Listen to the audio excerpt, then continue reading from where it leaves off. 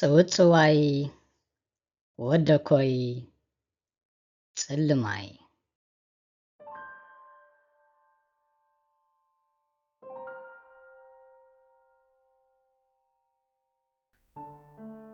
ንጉስ እንስሳታት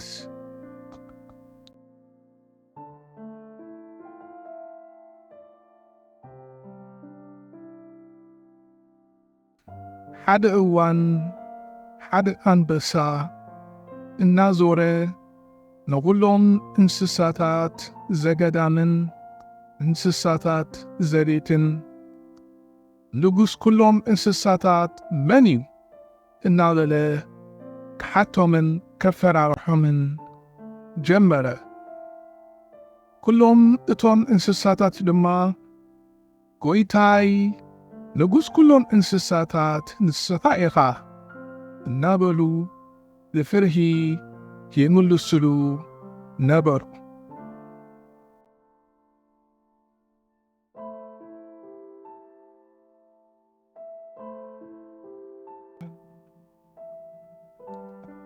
ንወኻርያ ንዓጋዘን ንሓርገጽ ንንስሪ ንኣድጊ በረኻ ረኺቡ ንኩሎም ተመሳሳሊ ሕቶ ሓተቶም። ንሳቶም ድማ ከይጎድኦም ስለ ዝፈርሁ ንሱ ጎይታ ኩሎም እንስሳታት ምዃኑ መለስሉ።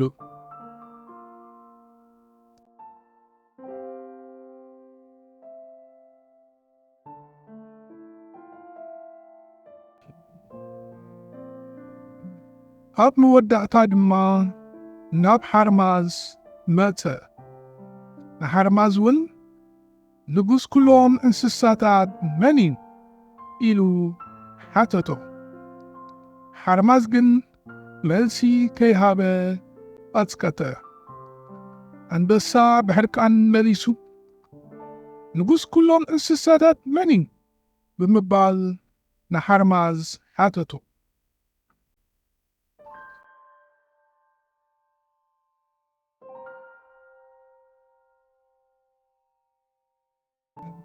ብድሕሪዚ ሓርማዝ ናብዚ ቅርበል እሞ መልሲ ክነግረካ ብምባል ንኣንበሳ መለሰሉ። እቲ አንበሳ ድማ መልሲ ናይ ሓርማዝ ክሰምዕ ናብ ሓርማዝ ገጹ ቀረበ።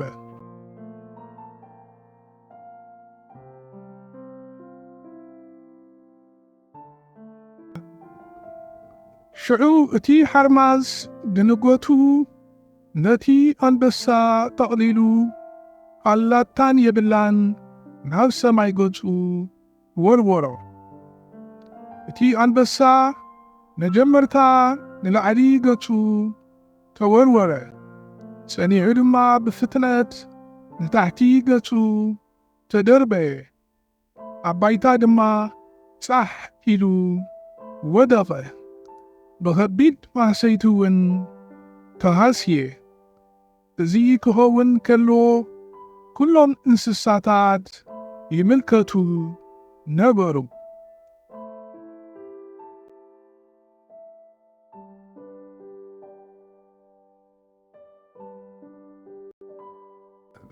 ብድሕሪዚ እቲ አንበሳ ጎሰስ እናበለ ናብ ሓርማዝ ብምምጻእ ጎይታይ ሓርማዝ እንታይ ነይርዎ ኣነ ንጉስ ኩሎም እንስሳታት ኢልካ ተኣይ ዘይመመለስካለይ? ኣነ ድማ ሰላሕ ኢለ መኸድኩ።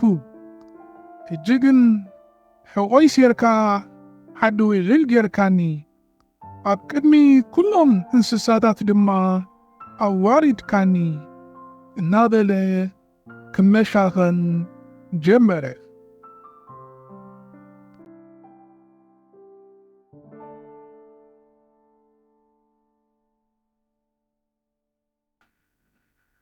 እቲ ሓርማዝ ግን ከምዛ ዘይሰምዐ እትት ከይበሎ ውራዩ ጥራይ ይገብር ነበረ። እቲ አንበሳ ድማ ካልኣይ ጊዜ ከይውርወር ፈሪሁ ሰላሕ ኢሉ ናብ ቤቱ ተመልሰ።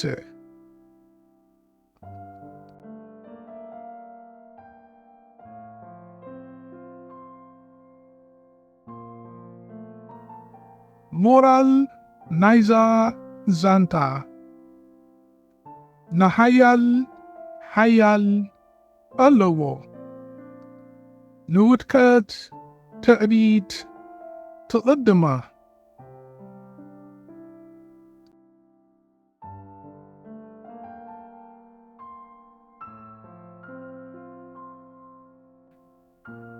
ዝተምሃርናየን ቃላት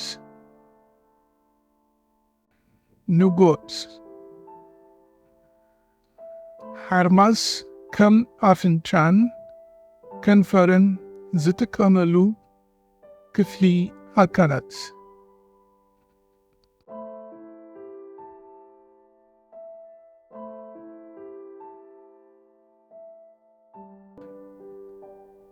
ዓጋዘን ንተለቤዱ እትመስል እንስሳ በረኻ።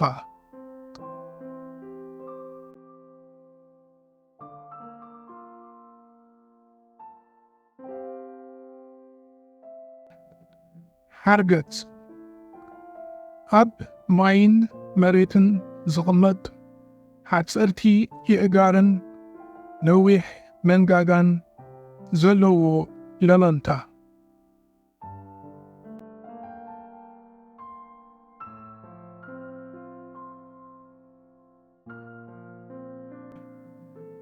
ኣድጊ በረኻ ንኣድጊ ዘቤት እትመስል ሽራጥ ሽራጥ ጻዕዳን ጸሊምን ሕብሪ ቆርበት ዘለዋ በላዒት ሳዕሪ እንስሳ።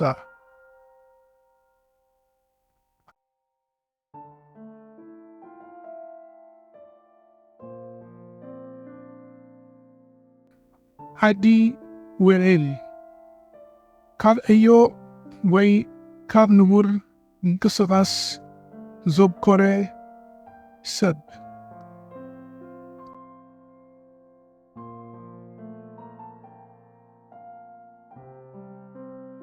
መለማመዲ ሕቶታት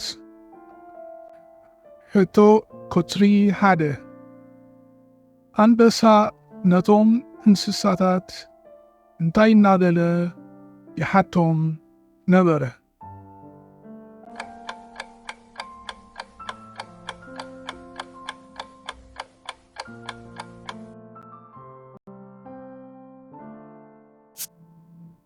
መልሲ ንጉስ ኩሎም እንስሳታት መን እዩ እናበለ ይሓቶም ነበረ?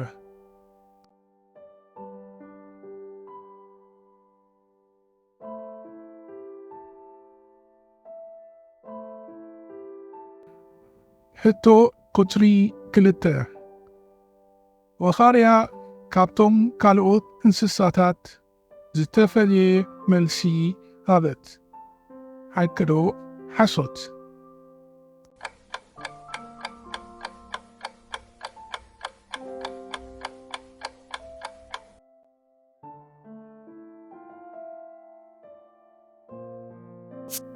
መልሲ ሓሶት ተመሳሳሊ መልሲ ሃበት።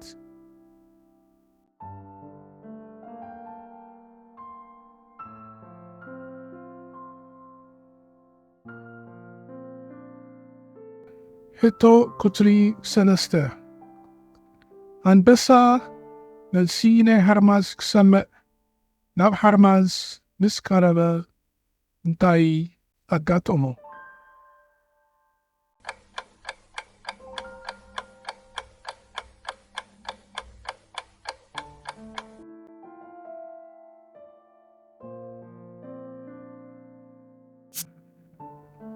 መልሲ ሓርማዝ ብንጎቱ ተቕሊሉ ናብ ላዕሊ ወርወሮ።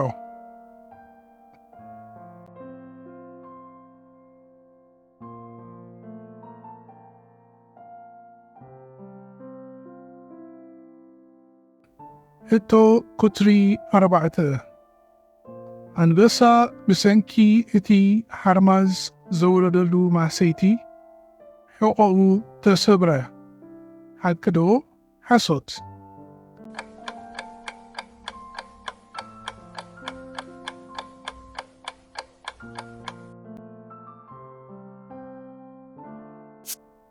نلسي حكي هو حقوق تسبرة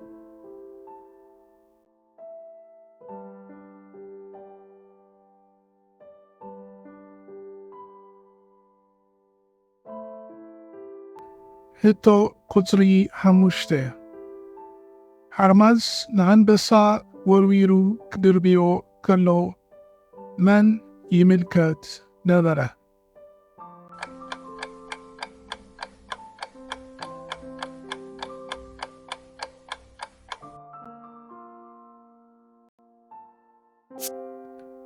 نلسي كلهم انسساتات يملكتو نورو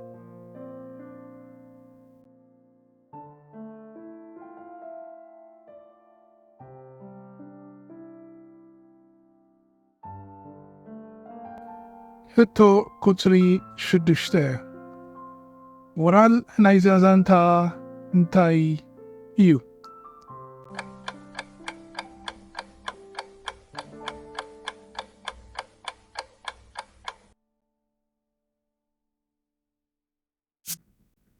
ملسي نحيال حيال هلو نودكت تعيد تقدمه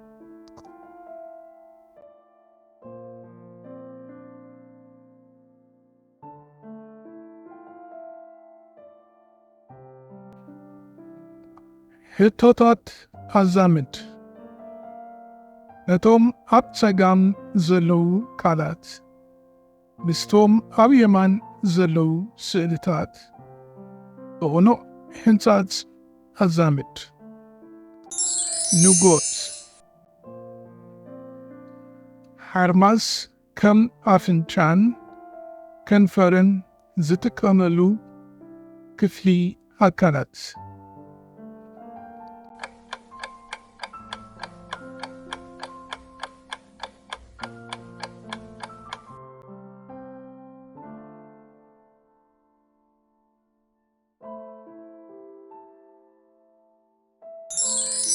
حرقت أب ماين مريتن زغمت حتسألتي يأجارن نويح منغاغان زلو للنتا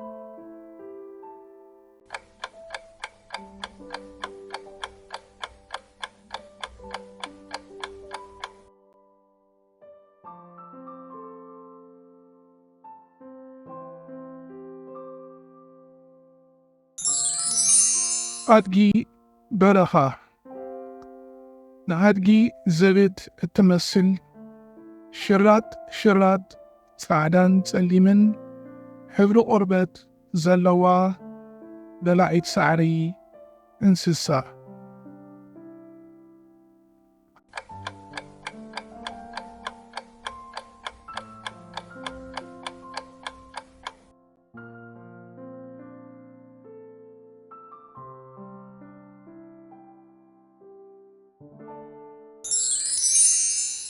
عجازن نتريدو التمثل انسسا برخة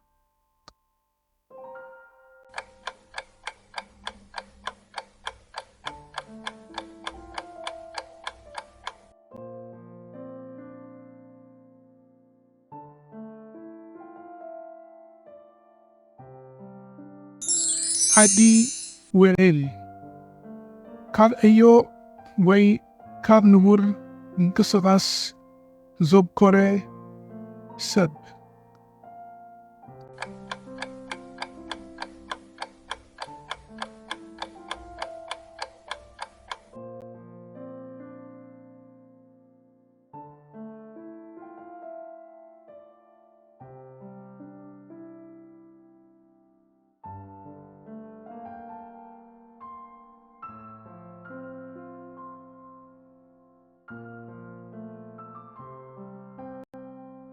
ክቡራት ተኸታተልቲ ነዛ ክትሰምዕዋ ዝጸናሕኩም ጽውጽዋይ ፈቲኹማ ክትኮኑ ተስፋ ንገብር።